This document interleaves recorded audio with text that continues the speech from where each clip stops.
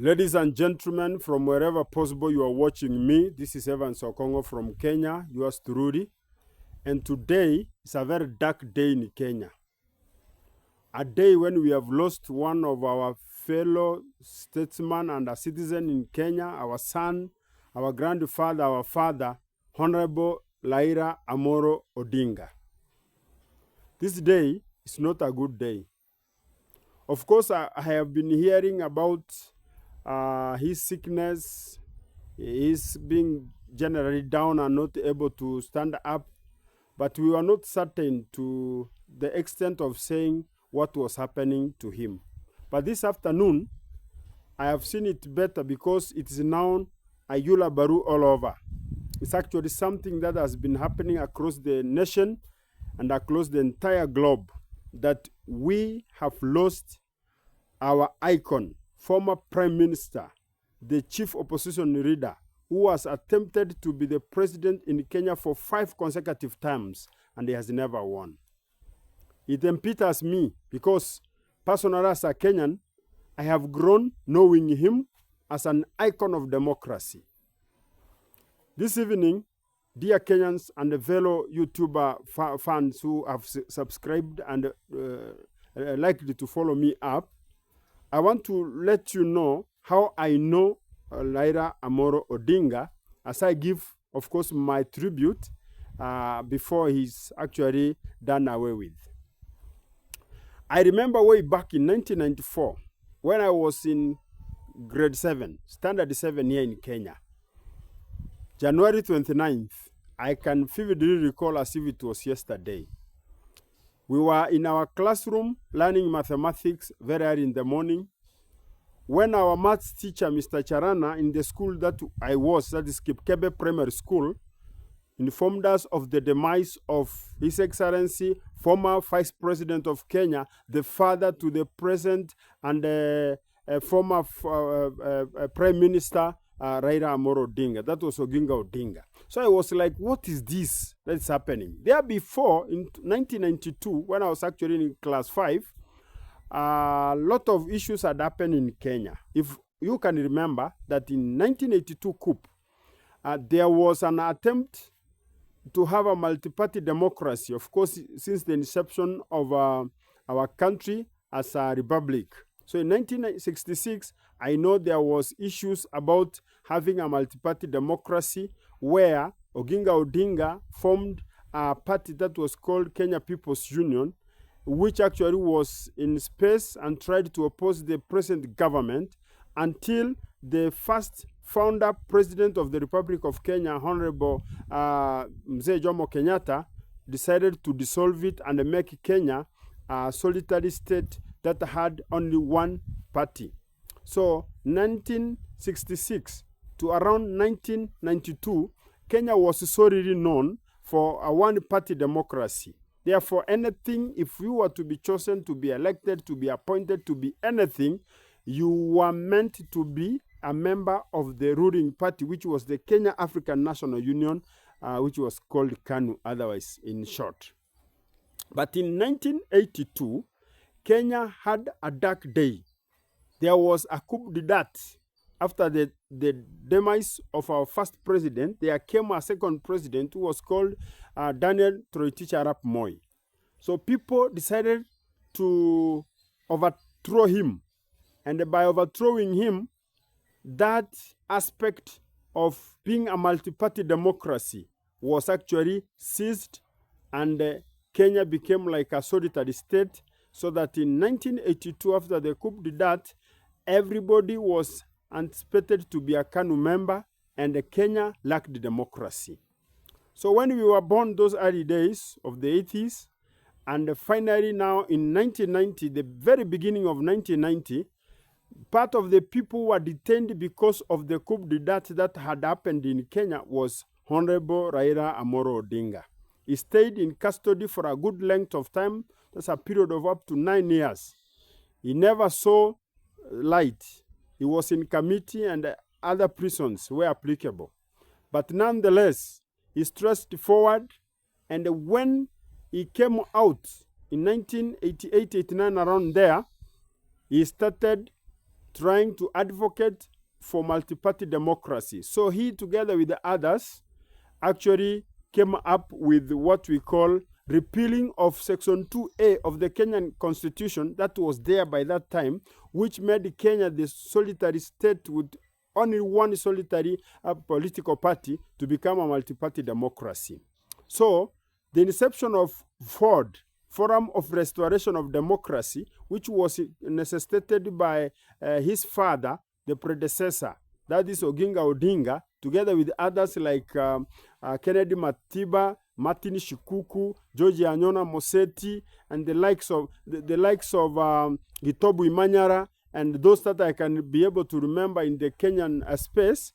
They were able to come up and champion. In fact, amidst that conundrum, there was also James Orengo and others whom I can vividly recall, and some, of course, I've forgotten. So in 1992, there was multi-party democracy where elections were held, and Raila Odinga was among those who were aspiring to become members of parliament in Lang'ata. So I have been knowing him since the death of his father in 1994 to date. He has been championing a lot of issues. He came up with the Liberal Democratic Party in 1995, around there.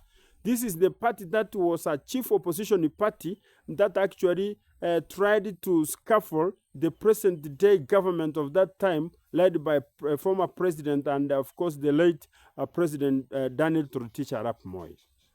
After which, around 1995, 96, 97, there, he was able to come together with Moi himself after the 1997 IPPG. Those of you can remember, he came back and tried to unite Kenyans by having a handshake with the former president Daniel Moi.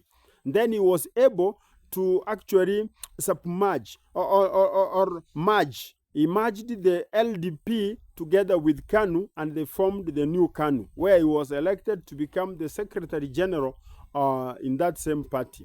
But around towards the end of those 90s, he was also able to come up with his own party, which actually made him be called Tinga. You know, he has been called Raila Odinga, but he had a party symbol that was called Tinga. So in 2002, when we were about to have the NAC government, after he had broke ties with the former president, he came up and led a united opposition that was there. The likes of Muhisa Kitui, the likes of Kibaki, that is Mwai Kibaki, the likes of Social Democratic Party leader, Honorable Charity Ngiru, the likes of Simeon Nyachai, a lot of opposition leaders. He was able to marshal all those opposition leaders, and they came together so that they can have a new emancipation of democracy in Kenya, otherwise called the National Rainbow Coalition, which was called NAC in short. So in 2002, he is the same gentleman, after seeing and after weighing that Nyachai was throwing people this way, and also Mwai Kibaki was the other side, Kennedy Matiba, they were the other side, Martin Shikuku were the other side, the likes of Anyona had long ago died, the likes of Jipure Wasuma had already died, the likes of Haruni Mwau of Kenda, and etc. Those guys who used to be there in the 90s had already left the stage. So he came up with one term that was said, Kibaki Tosha. So in 2002, through that statement, that Kibaki Tosha, everybody in their position was able to marshal the votes, and they came together and they brought a new dawn, and they were able to defeat the former president who actually retired before Ruto came. That is President Uhuru Kenyatta, who was actually vying on a KANU ticket, and he was unable to proceed to State House. Hence, Moi era came to a stop, and finally, through the inception of NAC government, we had a lot of technocrats who were employed by the government, and brought a lot of change that we see to date. That is when we were able to have Raila Amolo Odinga becoming a minister for roads. And that's why, if you can remember, he, together with the former president who actually passed on, President Mwai Kibaki, he was able to orchestrate the aspect of the Thika superhighway and, of course, other infrastructural developments that were able to be envisioned by his leadership. All through this time, Raila Odinga was a stalwart of political moves. Anything he said was like the corrigenda of an exam. He was able to actually marshal a lot of people, and anybody wanting to maybe see the presidency or see the governance of this country, you had no option other than to meet Raila Amolo Odinga. So as I give my tribute this evening, this is the same gentleman, after now coming together with Mwai Kibaki, broke again during the referendum of 2005. They broke. You know, if you can remember that Samuel Kivuitu, the ECK chairperson, who was otherwise called the chairperson of the Electoral Commission of Kenya.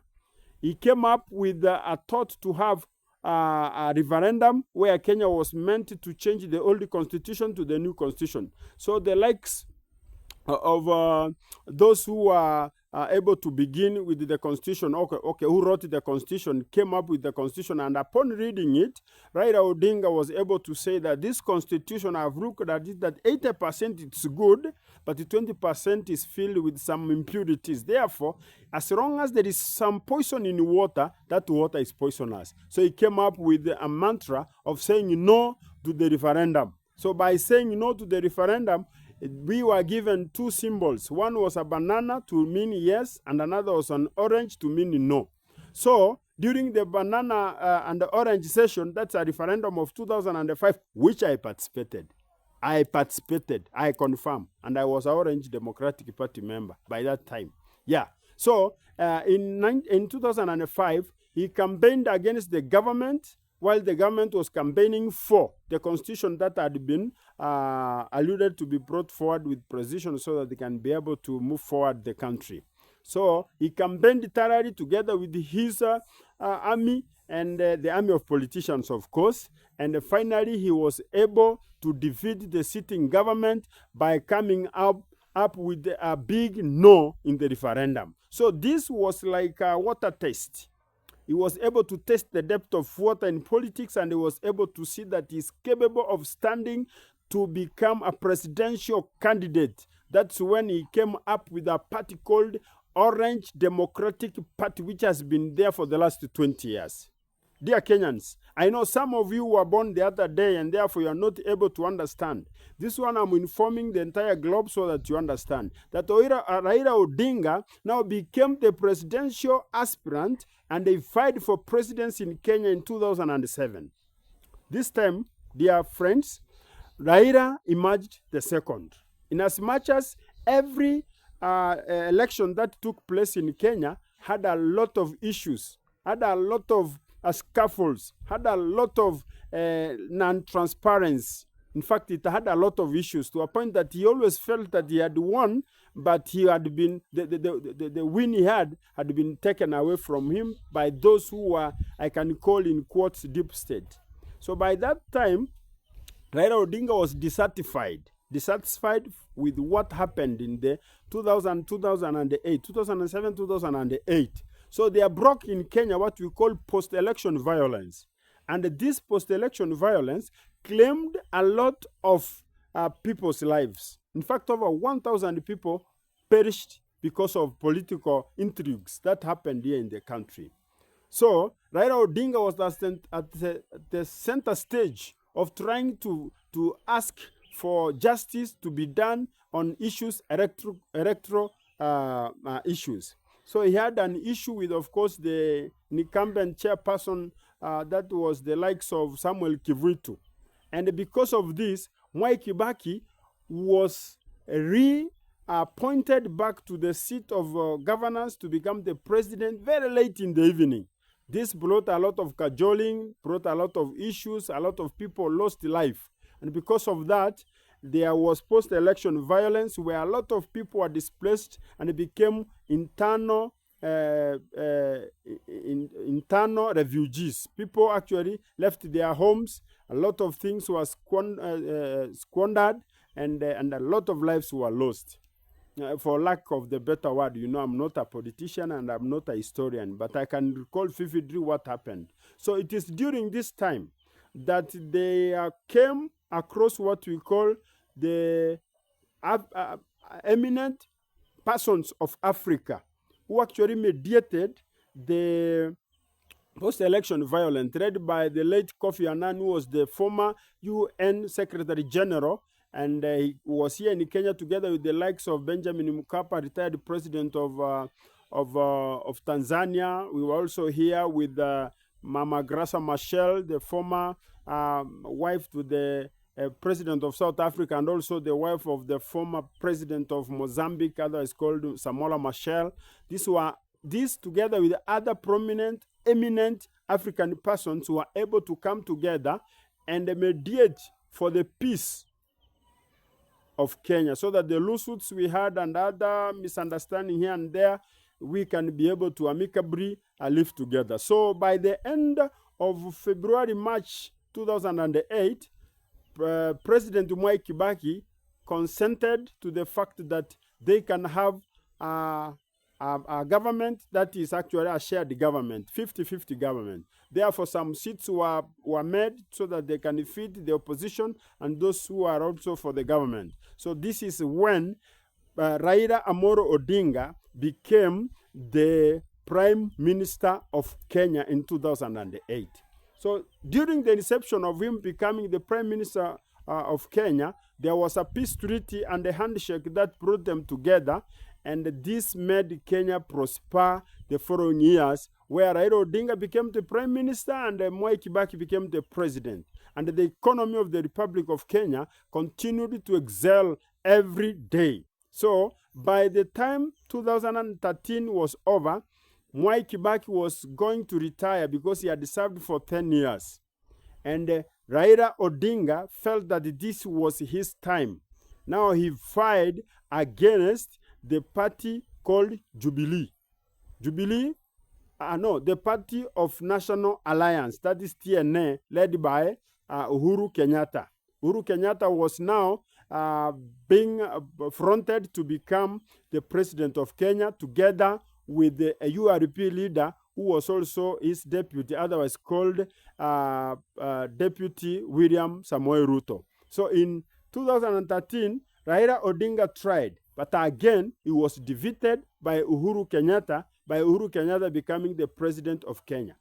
But before Uhuru became the president of Kenya, Raila Odinga, together with Mwai Kibaki, they sat again and envisaged what was in the blueprint of the Vision 2030 and also what was in the blueprint of Millennium Development Goals. By so doing, they came up with a crafted constitution where a constitution was written and it was promulgated in 27th August of 2010. Since then, to date, we have now the devolved government, which actually Raila fought for so much. Since the times the multi-party democracy started, Raila was talking of Majimbo to mean devolution government. And at the end of it all, he was able to realize that even before his demise. We want to say kudos in as much as he cannot be seeing or hearing this, but I want to tell those Kenyans who are watching, if I went to the funeral today and asked for permission to be given to elaborate all this, time could not allow me because already I'm seeing I've done almost 19-20 minutes. So during the promulgation, Raila participated in making sure that Kenya had a new constitution that began in the year 2010. So Raila worked there until he retired, and when he vied for presidency, he became the second, or he became the runner-up, and after which Uhuru continued. But after Uhuru and Ruto coming together, there was upheaval here and there, political scuffles. People were not understanding one another. I felt like Kenyans were misled, and in a way, he looked for a way to bring the Kenyan people together. So as I mourn, as I pay tribute to Raila Amolo Odinga this evening, allow me say that he was one man who wanted people to live peacefully and also in unity. He has participated a lot, even in protests here and there, whenever things were not working. His was an agenda to have Kenyans live a better life. And whoever is watching this, I want you to know that our icon has left, asking people to live amicably and peacefully wherever they are. Another thing that Raila did, which I remember, of course, vividly, he fired again in 2017. Of course, in 2013, he went complaining, and you can remember the Supreme Court that was there led by Mutunga. Mutunga said that the election was fair, and it was okay. Therefore, unanimously they accepted that there was nothing wrong. The country continued. Nonetheless, he respected the rule of law. He continued with being an opposition leader until 2017, when again he fired for the third time now. 2007, first time. 2013, second time. 2017, third time, my friend. He did fire. But also in 1997, he had fired, I'm sorry, when he was looking for the presidency by the party called Liberal Democratic Party. So that is the fourth time in 2017 was fine.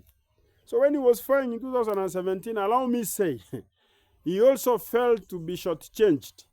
There was a landmark ruling that was made by the former Chief Justice Emeritus David Maraga, which said that the elections were not fair.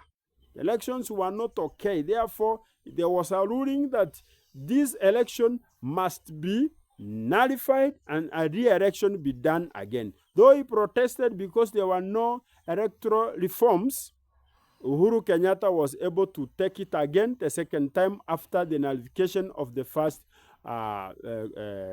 election.